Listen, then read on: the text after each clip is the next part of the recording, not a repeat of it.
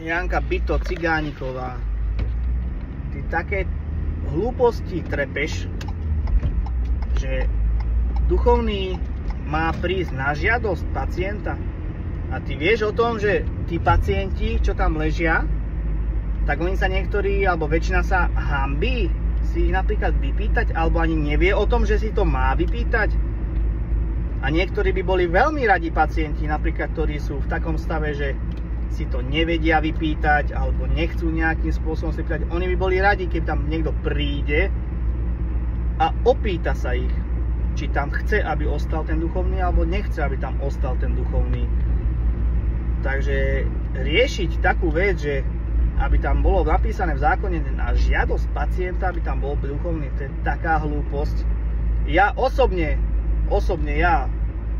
môj názor subjektívny je taký, že ja kebyže tam ležím, nechcem, aby mi tam niekto prišiel, ale keby tam už na silu niekto prišiel, na silu v úvodzovkách, na silu, že by sa ma prišiel opýtať, tak by som ho možno zrešpektoval a rád by som sa s ním tam porozprával na tej posteli. Kebyže, tak toto je. Ja si to tak predstavujem. Trpím rakovinou.